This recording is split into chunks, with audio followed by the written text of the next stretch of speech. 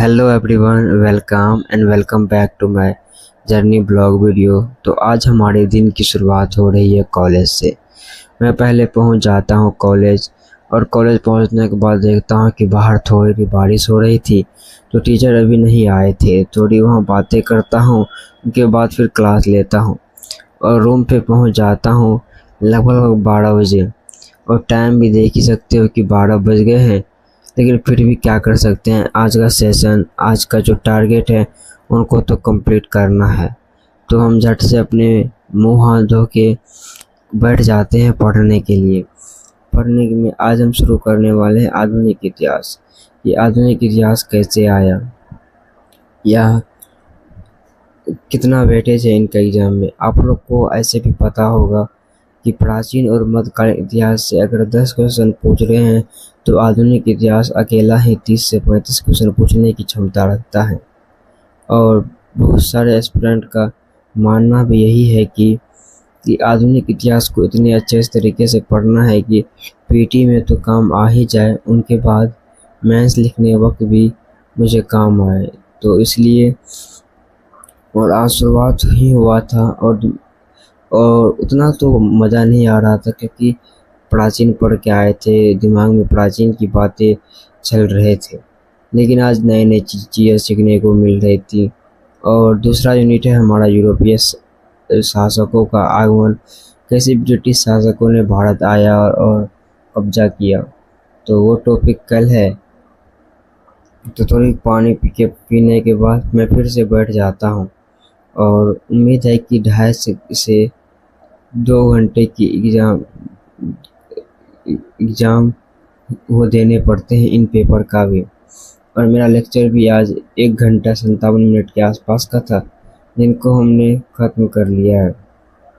अब बहादुर शाह जफर के बाद आगे हमारा दूसरा स्लॉट है। इसमें आज हम करने वाले थे एनसीईआरटी ज्योग्राफी। ये आपको पता है कि हम फर्स्ट प्रायोरिटी मानते हैं एनसीईआरटी रिवीजन को। ये नहीं कहते हैं कि एनसीईआरटी पढ़ना इम्पोर्टेंट है, या हमने टॉपरों के मुंह से सुना है कि हमने सेल्फ स्टडी किया। मानते हैं कि एनसीईआरटी में बहुत कुछ है, पर उतना वाइब बना दिया गया है कि आजकल लोग, हर बच्चा एनसीईआरटी पढ़ता है। लेकिन मैं आपको सीधा सा बता दूं, अगर ज्योग्राफी या हिस्ट्री का क्वेश्चंस एनसीईआरटी से नहीं आते हैं तो अलग बात है, बट ज्योग्राफी का पेपर, आप जो ये बुक है एनसीईआरटी की, ये आपको काम आएंगी मेंस लिखने में। आपकी शब्दों की मर्यादा, शब्दों की नई नई चीज़ें सीखने को मिलेगी। और आज हम कर रहे थे ट्रांस हिमालय, मध्य हिमालय से वाले हिमालय। ऐसे कहो तो 9th क्लास के बुक में लगभग फिजिकल ज्योग्राफी ही बताया गया है कि तटीय मैदान क्या होते हैं। और करने के बाद फाइनली हमारा स्लॉट ख़त्म हो जाता है, और आज हम तीसरा स्लॉट में लगाने वाले हैं। आप केजीएस के एक तो टीचर को जानते होंगे। भले केजीएस की टीचर खान ग्लोबल स्टडीज के फाउंडर खान सर है, भले वो ग्लोबल स्तर पे पहुंच चुके हैं, लेकिन उनकी संस्थानों की टीचर भी उनसे कम नहीं है। आप करण सर को जानते होंगे, पॉलिटिक किंग के नाम से जाना जाता है।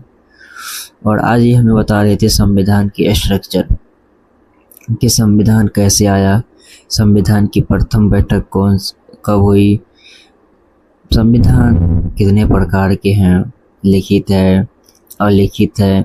लिखित है तो भारत का है, और लिखित है तो ब्रिटेन का है। ऐसी छोटी छोटी एग्जाम्पलों के साथ बता रहे थे।